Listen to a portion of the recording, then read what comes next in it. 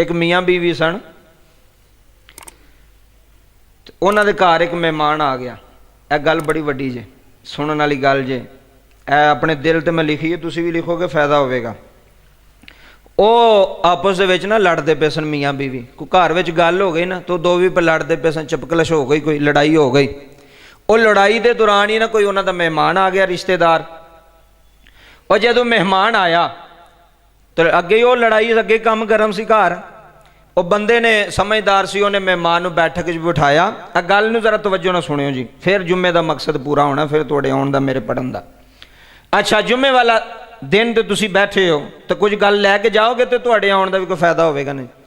उन्हें उहदे खावंद ने जनाब मेहमान बैठक च बिठाया। उन्हें अपनी बीवी नूं कहा, चलो साडी ते जिहड़ी आपस च गल है वे असीं बाद च समेट लांगे, हुण मेहमान आया उहदे कोल खाने का बंदोबस्त कर। की कर? को खाना पका उहदे वास्ते, मेहमान आ गया घर। उन्हें कहा ना तेरे वास्ते ही ते ना उहदे वास्ते। आ सुन लियो गल, आ पूरी दुनिया ते जांदी है, कोई इत्थे नहीं रहनी। तो मतलब कोई सुन के भी अमल कर ले तो फिर भी बड़ी बात। उन्हें कहा ना तेरे वास्ते खाना है ते ना, गुस्से वे सी ना बीवी। उन्हें कहा ना तेनू लभना ते ना ही तेरे रिश्तेदार नू लभना, कोई खाना पीना ही नहीं, जाओ छुट्टी करो। वो बड़ा शर्मिंदा होया। उन्हें कहा भी चलो साढ़े घर की गल है, मियाँ बीवी की गल है, हुण वो रिश्तेदार नू ते ना पता लगे भी असीं लड़े हैं आपस च या साड़ी कोई गल होई है। उन्हें गल नू पर्दा पाउण वास्ते ना वो गवांढियां दे घर टुर गया। ऐ सुनियो गल बड़ी तवज्जो नाल कान खोल के। गवांढियां दे घर जा कहन लगा, चाची जी मेरी बीवी की तबीयत नहीं सही है। नहीं कहा भी असीं लड़े हैं। ऐ सुनो गल बड़ी वड्डी गल जे। ऐ नहीं कहा गवांढियां दे घर जाके भी मैं बुढ़ी नूं मारिया ते बुढ़ी ने मैनू मारिया। उन्हें कहा जी मेरी बेगम की तबीयत खराब है, साढ़े मेहमान आ गए ने तो वो को खाना नहीं पकता पाया, तो अगर तुसी एक मेहमान का खाना पका दो तो मेहरबानी, समान तो मैं दे देना। उन्हें कहना नहीं पुत्र समान की लोड़ नहीं, तू 10 मेहमानों का भी खाना कवेंगा तो असी तेनों। अगर गल सुनियो लै जाओ गल को कीमती। उन्हें कहा जी कि बिस्मिल्लाह करो। खाना पकना शुरू हो गया। मेहमान बैठक च बैठा है, वो मेहमान को गया। मेहमान कहने लगा यार मैनू पानी तो पिया। यह गल समझ। वो बैठक च उठिया, मेहमान को अंदर गया। अंदर जाके ना वेख्या तो बीवी भी रोवे, अंदर बह के ना बेगम भी रोवे। उन्हें आख्या इनू पता नहीं की हो गया, भी शेर दी अखां च भी कदी रोन आया, ये तो है ही बड़ी डाढ़ी, ये अज क्यों रोंदी पई है। वो रो रही सी। तवज्जो करियो। उन्हें जाके आख्या भलीए मानसे होया की आ, हुण ते तू बड़का भी मारनी सै ते हुण तू रोन लग पई है, रोन की वजह की है? उन्हें कहा तेन मैं दसा रोन की वजह की है।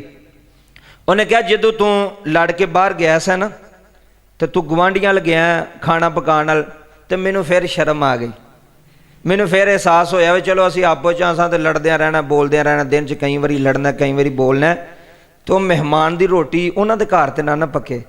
मेहमान की रोटी चलो मैं पका देनी, अपनी गल उत्थे ही रखने, बाद विच कर लांगे।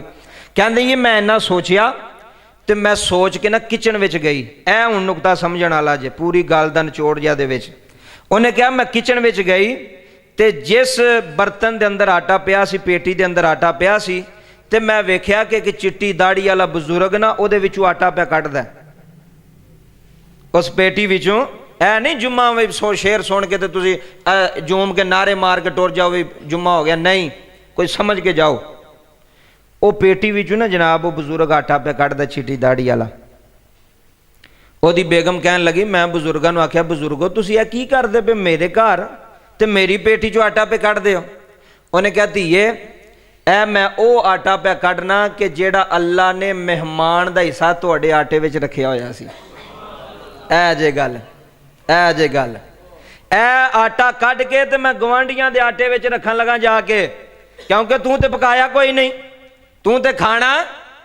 गल्लां सुननियां सौखियां ने, अमल करने औखे ने। है उन्हें कहा जेड़ा आटा मेहमान दा सी ना तुहाडे आटे विच, जेड़ा मेहमान आ रहा ओदा पहला हिस्सा रखिया होया अल्लाह ने तुहाडे खाने विच, अल्लाह ने तुहाडी मूंजी विच तुहाडी कणक विच ओ मेहमानां दा हिस्सा रखिया।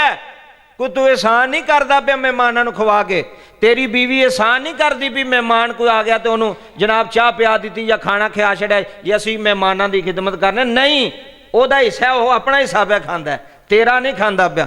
उन्हें कहा ए आटे दे विच जिहड़ा हिस्सा सी ना मेहमान दा, जिहड़ा तू नहीं रोटी पकाई ਉਹ ਮੈਂ ਕੱਢ ਕੇ तो ਗਵਾਂਢੀਆਂ ਦੀ ਚਾਚੀ ਦੇ ਸੰਦੂਕ ਵਿੱਚ ਪਾਣ ਲਗਾ, क्योंकि रोटी तो पका रहे हैं। उन्हें कहा मैं इस गल तू रो रही हाँ, कैसी खूबसूरत बात है।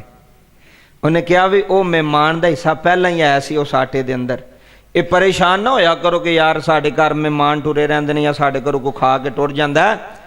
वो तुसी खुश नसीब हो कि तुहाडे खाने दे विच अल्लाह ने हिस्सा रखिया होया है। कई बार इंज होंदा बंदा अपने वास्ते कोई चंगी चीज़ लैके आए ना बाजारों अपने वास्ते, तो हो सकता तू मेहमान आ जाए।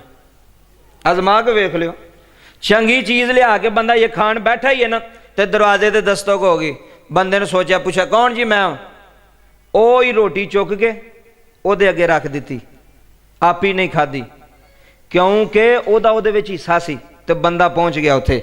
ए कदी भी मेहमान दे आउण ते परेशान नहीं होना। ए घर भी गल दस छड़े, मेहमान दे आउण ते टेंशन नहीं लैनी भी साडा घट गया या सानू घाटा पै गया या सानू इंज हो गया, नहीं।